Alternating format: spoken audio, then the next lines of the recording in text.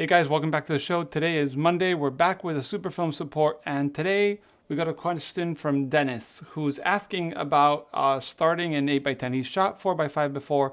He wants an 8x10 because he's doing contact prints and doing cyanotypes and things like that. So he wants to do big prints.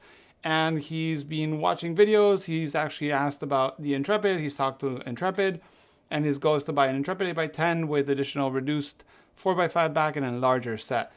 And that way he could do contact prints 8x10, 4x5 photos on paper and with an enlarger, which is also a camera, blah, blah, blah. He does a lot of stuff for museums. He wants to do some macro stuff. So he's asking me, what do I recommend? So I don't have an Intrepid 8x10, so we have an Intrepid Mark IV Black Edition, and we have my 8x10 cameras, which is the Chamonix here, and we have an Sinar 8x10 there in the back with a little bit of a blue hue. So I'm going to go ahead and recommend what I think, okay? This is what is Super Film Support is all about. Which you can go to superfilmsupport.com and ask me any questions. Also, Dennis did a donation through PayPal to help the channel. He didn't want to do Patreon, but if you want to do Patreon, that's also possible. So think about supporting the channel. It really helps me help you.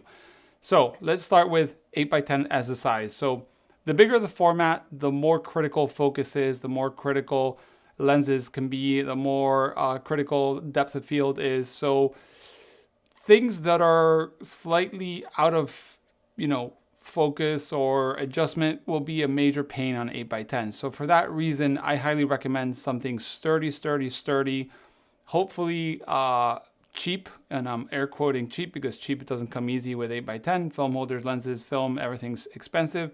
You want the option for reducing back and all that. So if I'm going to recommend something cheaper, 8x10, I'm going to say go for a monorail 8x10. They are the best bang for the buck.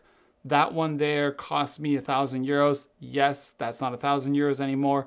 But if you can buy a 4x5 and then the format to change it because they're modular, that's what I did. I bought a 4x5 Sinar and then I bought the 8x10 enlarging kit, which is the bellows and the back. And that makes you a hell of a lot of camera. You have a 4x5, you have an 8x10. It's amazing. To me, my favorite system by far is Sinar. Then if you don't want to go with that because it might be too much money or it's too heavy, and he mentions he does museum work, which I'm guessing if he goes with pro photo gear, which he mentions, and museum stuff, he's carrying trolleys around. So a monorail won't be the end of the world for you, Dennis. Then if you want to go in the inexpensive side, you want to go with an Intrepid. They're 480 pounds in currency, which is like $500-ish, $50. The Intrepid has pretty good specs, honestly. It's very lightweight, which might not work in your benefit because it's more thought about something that you carry backpacking, you can take anywhere. Same with the 4x5. They're very lightweight cameras, but if you're looking for, that sturdy, very sturdy stuff, they might not be a perfect fit, especially for macro stuff. So the Intrepid has a max bellows of extension of 560 millimeters. So if you're using something like a 300, almost 2 times, so that's not too bad, honestly. I think it does very good. It's 2.5 kilos, as I said, very lightweight. It might have all of the Intrepid little quirks and things, which sometimes can work not towards you, but all said, it's not bad for the price. It's a very good deal. And then you can buy the reducing. They have the enlarger. One thing about the enlarger part of Intrepid, it works with any other Graflock back system. So you can use it on a Graflex, you can use it on a Sinar, you can use it on a Chamonix, you can use it on many things. And one quick note before I talk about Chamonix, which is here, I've had beforehand commercial relationship with Chamonix, and I used to sell them in Spain. So just in case, take that with a pinch of salt. I've also had commercial relationships with Intrepid, and this camera was given to me by them, plus the Mark III. So you can take that into account when I talk about it. So they haven't paid me to say yes or no to any of this, but I want to make that clear. So another option is something like Chamonix. They don't sell cheap. These are 3,000 to 4,000 euros pretty much. I'm going to say 3,500 average, but they're very rare to see secondhand. To me, it's an amazing tool. It's a field camera and it's very sturdy. It will never be a monorail, but it's not heavy like a monorail. And it has very long bellows, very precise movements. They are field, so there's no geared anything. Don't think you're going to get geared on field camera unless you go with Arca Swiss, which that's like another level of price.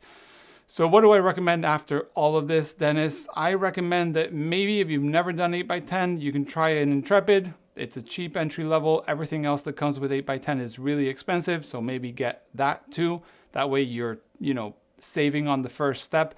And then after shooting some 8x10 and you maybe get the hang of it and really, really like it, but you find that the 8x10 from Intrepid may be limiting you in any way, maybe you can look into something like a monorail, Chamonix, or I don't know, Toyo.